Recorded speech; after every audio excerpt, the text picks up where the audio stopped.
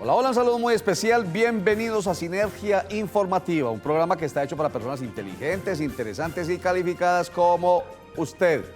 Información política y administrativa que sirve, que tiene que ver con nuestro bienestar, el suyo, el mío, el de nuestros seres queridos, el de nuestra sociedad en general.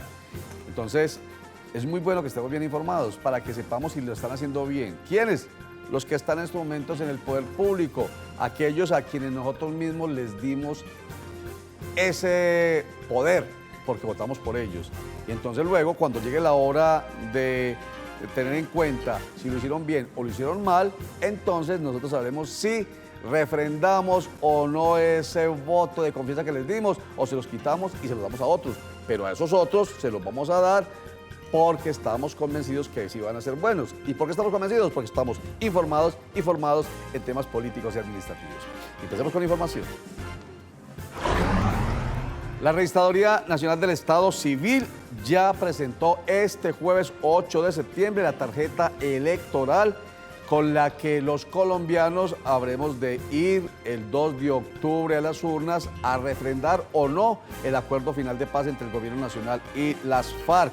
Se trata de una tarjeta que tiene tres cositas nomás. Uno, la pregunta del presidente Juan Manuel Santos, recuérdenla.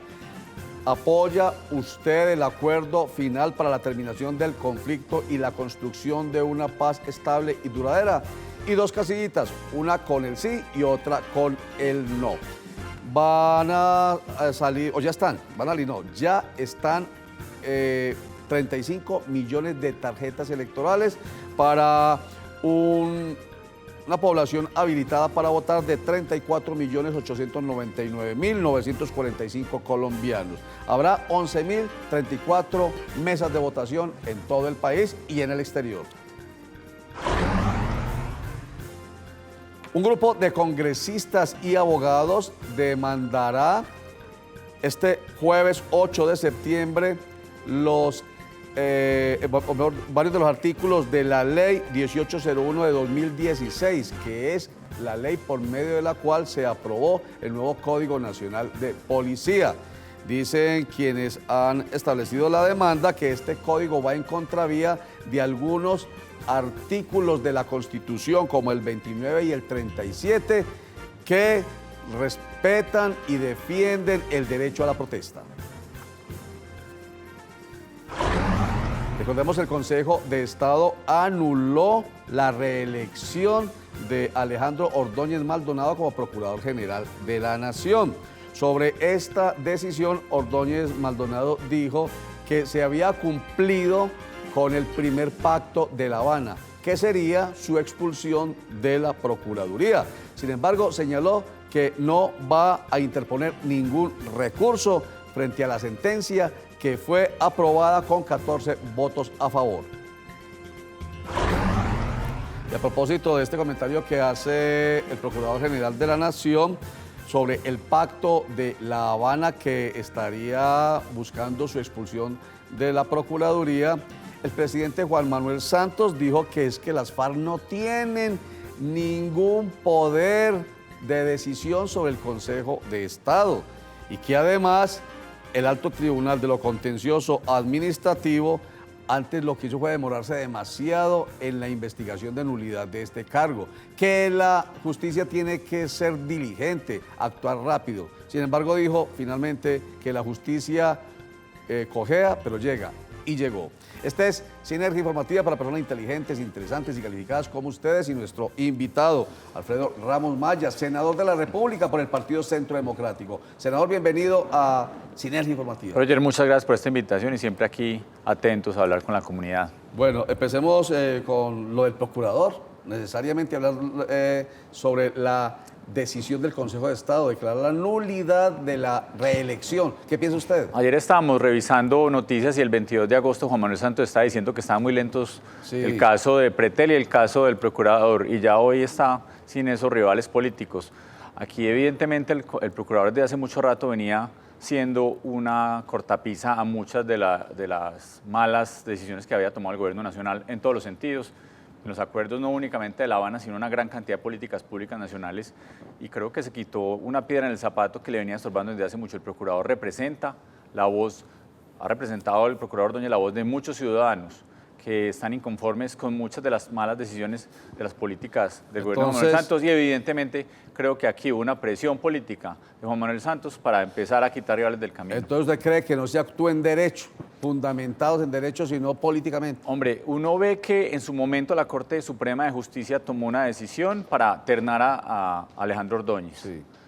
Y no pasa nada con la Corte Suprema de Justicia. Los que lo nominaron se lavan las manos. Mientras tanto, uno de los principales opositores a las políticas y a la decisión de Juan Manuel Santos termina apartado de su cargo. Yo creo que no hay que ser muy inteligente para hacer la suma. Perfecto. El que le molesta a Juan Manuel Santos sale de su cargo. Ajá. Todos aquellos que le están cumpliendo, ahí siguen tranquilitos. Bueno, y a propósito del reemplazo del procurador, no por ahora, después de que se le pierde o se decreta la nulidad de su reelección, porque sería la viceprocuradora quien terminara el periodo. Me refiero a la terna para el nuevo periodo. Ya el Consejo de Estado, lo dijimos ayer, escuchó a 16 aspirantes a ser ternados por el Consejo de Estado. Se decidió por el nombre de Fernando Carrillo Flores, liberal. Y al parecer, los otros dos ternados, uno por parte del Gobierno Nacional, del Presidente de la República, y el otro por la Corte Suprema de Justicia, también serían liberales. ¿Será que hay algún acuerdo ahí entonces para quitarle la Procuraduría, como dicen por ahí, a los conservadores y entregársela a los liberales en esta coyuntura del proceso de paz, el plebiscito y demás? Bueno, no aspiraría a que las decisiones de estos cargos tan importantes, estos dos órganos de control que representan a los ciudadanos. La Procuraduría es la mayor defensora de los derechos humanos, por un lado, participa en todos los procesos penales, está presente en todas las decisiones de las comunidades en otros sentidos, y adicionalmente es la gran disciplinadora, pues se alejara de cualquier contenido político. Ojalá. Independiente de cuál sea el partido, nosotros necesitamos un procurador completamente honorable, alejado de cualquier clientelismo, alejado de las maquinarias, alejado de la corrupción. Creo que eso es lo único que están solicitando los colombianos, y ojalá no se perteneciera específicamente a un interés político particular. Pero los analistas dicen que si ha habido en la historia de Colombia un procurador bien político y que haya sido bastante visible en ese sentido, ha sido el procurador que acaba de ser, a quien se le acaba de anular su reelección, el procurador Alejandro Ordóñez Maldonado. Pero es que político es un hombre público, un hombre que está constantemente opinando, constantemente deliberando, haciendo presencia en las comunidades. Creo que eso fue lo que hizo muy bien Alejandro Ordóñez. Perfecto. Más que buscando con milimetría a quién le ayudaba y quién no, como un director político. Esa es la politiquería que hace daño. Político como Alejandro Ordóñez, ojalá hubiera muchos procuradores, porque estuvieron siempre atentos a lo que le está pasando a las comunidades. La diferencia entre el político y el politiquero, de pronto entiendo yo a Alfredo Ramos Maya, senador de la República por el Partido Centro Democrático, en este comentario final. Vamos a unos mensajes y ya retornamos con Sinergia Informativa.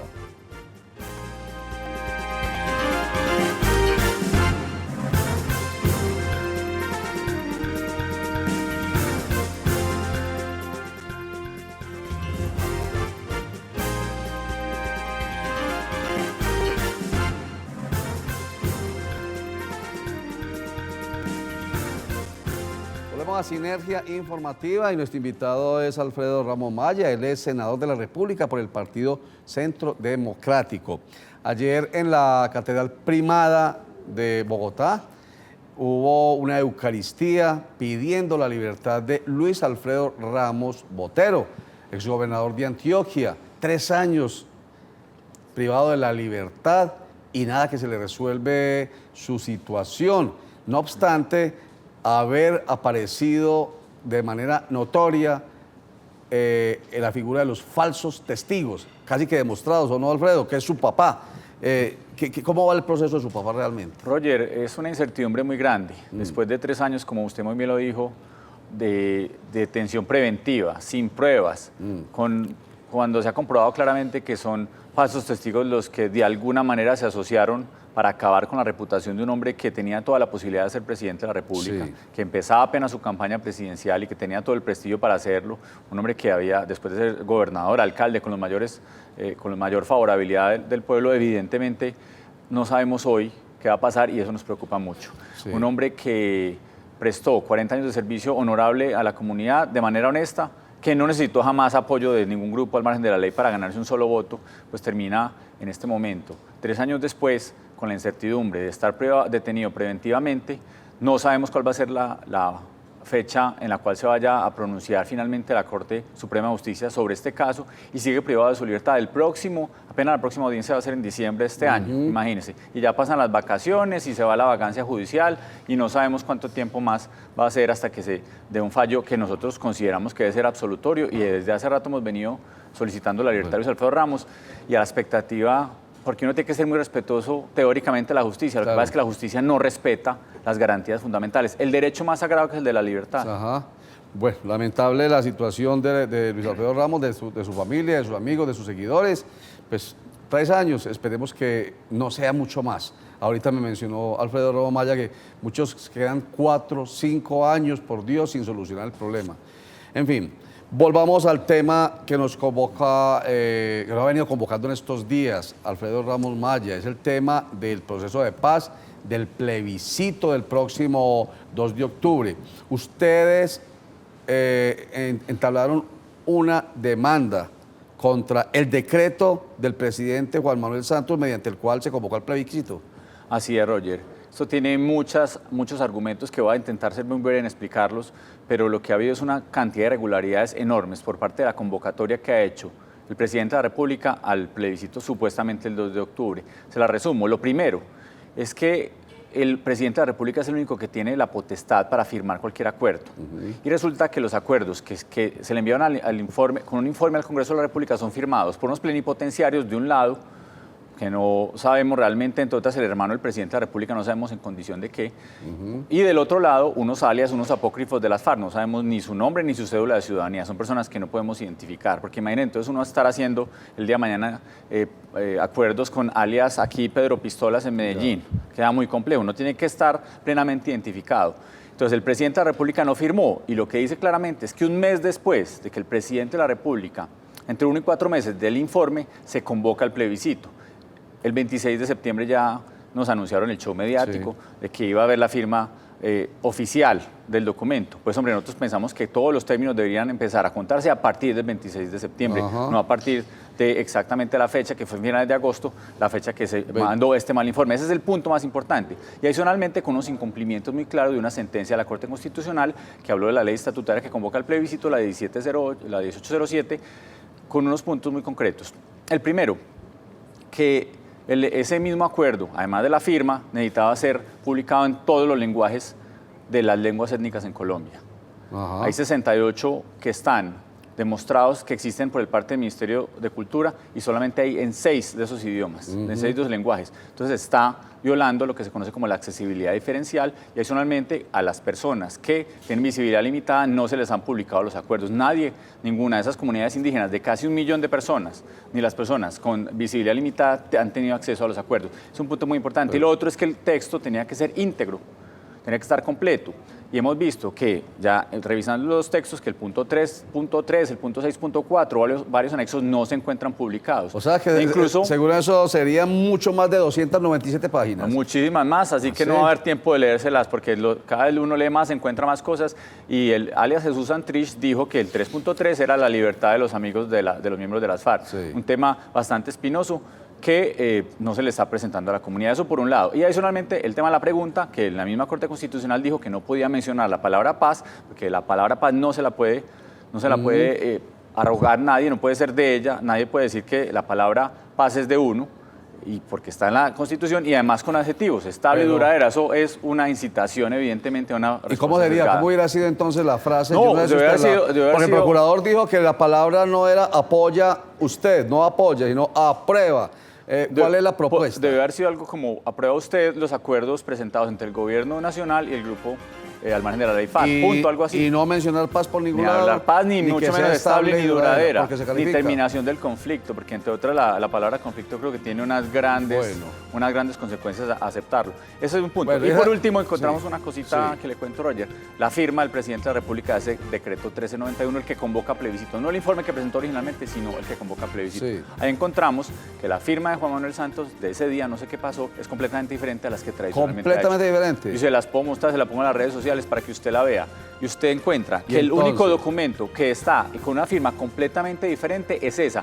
En el resto, casi 40 documentos que hemos revisado, entre decretos, sanciones presidenciales, etcétera, tiene unas firmas muy específicas con ¿Y entonces quién firmó? una gráfica. No sabemos si fue el Estado tan ansioso en el que estaba, las ganas, o si alguien lo impersonó, pero la firma que aparece ahí no es la del presidente de la República. Bueno, lo hemos venido diciendo y usted lo pueden comprobar. Bueno, yo no he querido pues meterme durante la exposición suya porque quería precisamente que la exposición fuera muy clara y muy precisa y muy directa para nuestros televidentes. Pero voy a hacer un comentario final frente a este aspecto que me parece, pues es formal, pero me parece muy llamativo. Hombre, yo no firmo nunca igual. Usted firma siempre igual. Pero lo que pasa es que uno tiene unos trazos y uno evidentemente cambia. Lo que pasa es que este era unos trazos completamente diferentes a los que ha hecho tradicionalmente. Es como si otra persona hubiera firmado. Entonces, no es exactamente que la firma no se pareciera a una similar. Lo que pasa es que es la única diferente a una cantidad de firmas que uno puede encontrar históricamente que tienen unos trazos similares. Bueno, lo que pasa es que esta es un garabato completamente diferente a lo que hemos conocido. Entonces, Alfredo Ramos Maya nos habla de la demanda. ¿La demanda fue interpuesta por Centro Democrático o por ustedes específicamente? Pues, en compañía de Paloma Valencia hicimos un documento, lo presentamos ante el Consejo de Estado, tumbando el decreto, pidiendo una nulidad con unas medidas cautelares, una muy sencilla, que el decreto no se aplique hasta que no se cumpla con los requisitos. ¿Y cuándo se les debe responder? Pues esta semana deberíamos estar esperando una respuesta, porque desde el lunes la estuvimos Tiene que ser respuesta rápida, porque si no, no tendría sentido, porque la protocolización del acuerdo de paz es el 26 de septiembre en Cartagena de Indias. Y el referendo por la paz es el 2 de octubre en todo el país y, por supuesto, en el exterior. Ya les conté que hay 35 millones de tarjetas electorales para que 34.900.000 colombianos que estamos habilitados para votar, vamos a las urnas, a votar por el sí o por el no. El acuerdo de paz entre el gobierno nacional y las FARC. Vamos a los mensajes y ya regresamos.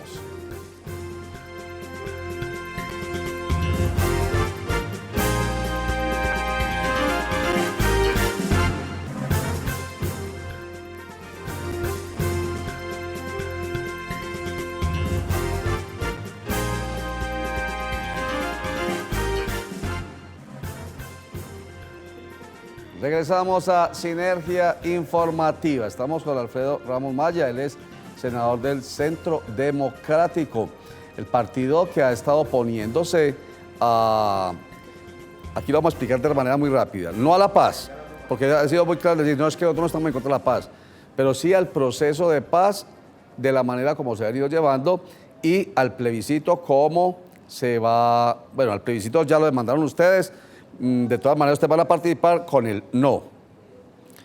Síntesis, pero así de manera muy cortica, ¿por qué esa posición férrea para que aprovechen este momento y se invite a lo que ustedes quieren, a que se vote por el no en el plebiscito? Bueno, hemos llamado la atención sobre el problema de fondo que ha sucedido con estos acuerdos en La Habana.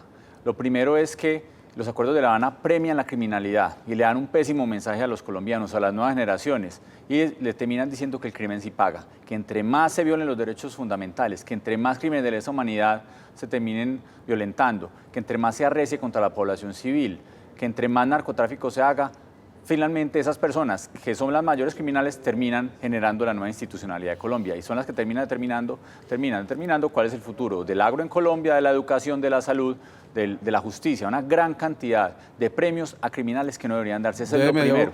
Yo hago un comentario pues ya para no quedarme como muy pasivo en esta conversación. Es que cuando una persona empieza a delinquir, entonces yo creo que no está pensando en que voy a delinquir a ver si de pronto después cuando ya me haya ganado el cartel como uno de los mejores delincuentes o mayores delincuentes, entonces me den unos beneficios. Simplemente empezaron a delinquir. Y entonces después el país se dio cuenta de que era necesario que no siguieran delinquiendo. Y entonces hay que ofrecerles algunas gabelas como en cualquier negociación para que esa decisión que se tomó de estar al lado contrario de la justicia, pues digamos se reverse en favor de la paz. Es que ahí está el grave problema. Y es que después, digamos, de los acuerdos de los 90 con el M-19, donde hubo un indulto y una amnistía, empezó a crecer mucho la criminalidad y los negocios oscuros de las FARC. Ahí se volvieron narcotraficantes, se convirtieron en mineros criminales, en mayores extorsionadores y secuestradores. ¿Qué terminó sucediendo entonces? Que lo que era supuestamente bueno, que era un supuesto proceso de paz con el M-19, donde se reintegraron a la sociedad civil y le cumplieron a la sociedad civil, hay que decirlo, se volvió un mal ejemplo porque llegaron otros miembros, los miembros de las FARC a decir, hombre, entonces ya que estos tuvieron, pues, terminaron de candidatos presidenciales, terminaron en la Asamblea Constituyente, entonces ahora nosotros arreciemos con mayor entusiasmo contra la sociedad civil, con la idea de que a nosotros también nos den esas mismas prerrogativas. Es que ese es el problema más grande de aceptar un acuerdo como el que está en La Habana, que ya le tenemos muchos puntos específicos, que ya entró es al punto del acuerdo. Las FARC no van a pagar cárcel, las FARC no van a indemnizar a las víctimas, las FARC van a terminar de día como congresistas, 26 curules que les quieren dar, y de noche van a estar yendo a unas fincas de recreo supuestamente pagando penas. Las FARC no van a entregar el dinero al narcotráfico, porque ellos tienen testaferros o en paraísos fiscales una gran cantidad de dinero y están diciendo que ellos son pobres y que no pueden indemnizar a sus víctimas. Las FARC van a terminar imponiendo un sistema de justicia por encima diferente al de la rama judicial colombiana, el que está en nuestra Constitución, para perseguir opositores, empresarios, fuerzas militares. A nosotros nos preocupa eso por el futuro de Colombia. Lo que debió haber habido acá es un sometimiento de los criminales al Estado, negociado, nos hubiéramos tragado sapos, menos penas, pero que hubiera habido verdad, justicia y reparación, que es lo que hemos venido pidiendo. Aquí la verdad va a quedar muy en veremos, la justicia va a ser impuesta por las FARC y la reparación a las víctimas la vamos a terminar pagando nosotros los colombianos, cuando los FARC han sido los mayores criminales de nuestra historia y van a terminar con la plática de ellos lavada en sus bolsillos. Creo que ese es el daño que se le hace y por eso hemos venido diciendo que votemos no. Votemos no para corregir estos puntos específicos. Pero sabemos es que en Colombia pero no se podrá corregir porque ya se dijo que si gana el sí, pues queda refrendado el acuerdo. Pero si gana el no, no hay nada que hacer porque no hay nada que renegociar. Pues las FARC han dicho que ellas se sentarían a la mesa a renegociar y que ellas quieren salirse de la criminalidad. Y es un tema que nosotros diríamos, hombre, creámosles entonces. Ah, pero hay buena voluntad. Ellos lo han dicho. Entonces, sentémonos y renegociemos esos puntos. Que no se les tenga que entregar la institucionalidad colombiana, que no terminen como congresistas, los criminales de lesa humanidad, que no terminen con impunidad, que no terminen pagando cárcel efectiva, entre otras en unas penas que pueden ser inferiores, sí, pero lo que van a terminar es pagando entonces en unas fincas de recreo y de día congresistas. No queremos que las FARC sean el día de mañana. ¿Qué pasó? Criminales como Timochenko, o sea, gobernador de Antioquia o alcalde de Medellín, ¿quién aguantaría eso? Alfredo Ramos Maya, ¿qué pasó con el expresidente Álvaro Uribe Vélez, que en estos días lo escuchamos por ahí en las redes, en una conversación diciendo él en el año 2006, cuando era presidente de la República, que si tocaba darle unas curules a los miembros de la FARC, pues se les daba, que era absolutamente necesario, sí, para que realmente pudieran acogerse a un proceso de negociación? ¿Y por qué cambian de un momento a otro el discurso? Yo creo que la visión que tiene el presidente Uribe sucedió en su momento con una negociación con las fuerzas conocidas mal llamadas paramilitares. No, se hablaba de las FARC. Bueno, de acuerdo. Y digamos, había un interés de negociación. El presidente Uribe siempre ha sido generoso y él sabía que aquí no era aniquilar hasta el último de los miembros de las FARC. De hecho, los miembros de las FARC pasaron de 30.000 a casi 3.000 en 8 años de presidencia. Entonces, si hubiera habido un buen presidente de Colombia que hubiera reciado contra las FARC con mayor fortaleza jurídica, por un lado, y con mayor fortaleza de las fuerzas militares por otro, definitivamente tendríamos unas FARC supremamente disminuidas, que evidentemente pudieran participar en política como hemos dicho que participen los que no son criminales de lesa humanidad. Esa era la intención del presidente Uribe originalmente, que no fueran criminales de lesa humanidad los que terminaran mandando el país. Es que Timochenko, Iván Márquez, Santrich, todos estos han sido unos determinadores de masacres, unos determinadores de violaciones fundamentales de los derechos humanos, como el desplazamiento forzado, como las minas antipersonal, como el reclutamiento de menores. Esos criminales de lesa humanidad tienen que pagar penas y no pueden ser elegibles. Que sí sean elegibles los miembros rasos de las FARC, los que tomaron el uniforme pensando que tenían una idea política. Perfecto. Ese es el propósito fundamental y yo creo que eso no ha cambiado. Lo hemos dicho, que participen en política ese tipo de miembros de las FARC. Razones por las cuales el Partido Centro Democrático sigue liderando la campaña de no en el plebiscito por la paz que se llevará a cabo el próximo 2 de octubre. Razones que espero ustedes hayan escuchado con detenimiento, ya han escuchado razones por el sí, ya a ustedes les toca con juicio ir a las urnas y ojalá vamos a las urnas todos y decidir si sí o si no se refrenda el acuerdo de paz entre el gobierno nacional y las FARC. Alfredo Ramos Maya, muchísimas gracias por estar con nosotros. Muchas gracias. Me deja rematar con una cosita cortica, vea. Ojalá los ciudadanos se lean los acuerdos, lo lean con espíritu crítico, no se dejen llevar por unos comerciales muy bonitos que están apareciendo de cuenta del bolsillo de los colombianos, de nuestros impuestos, hablando de, entre otros, acuerdos de paz. Son acuerdos de terminación de una violencia teóricamente de un grupo al margen de la ley. Pues la paz en Colombia no llegará hasta que entre otras, de impunidad, no se termine con la impunidad criminal. Ese tipo de cosas son las que tenemos que cambiar. Por lo menos ustedes, los televidentes de Sinergia Informativa, son inteligentes, interesantes y calificados y tomar una decisión juiciosa. Esta es Sinergia Informativa y recuerden que con Sinergia Informativa a la 1 de la tarde empieza la franja informativa de Cosmovisión. Luego retorna a las 8 de la noche con Juan Carlos Sierra presentando de manera muy especial la información en Cosmovisión Noticias. Y a las 8:30 nos cogió la noche. Y recuerden, ahora pueden comprar lo mejor para su descanso desde la comodidad de su hogar. Simplemente recuerden que existe Comodísimos online, www.comodísimos.com. ¿Y usted cómo durmió anoche? Comodísimos. Muchas gracias. Chao.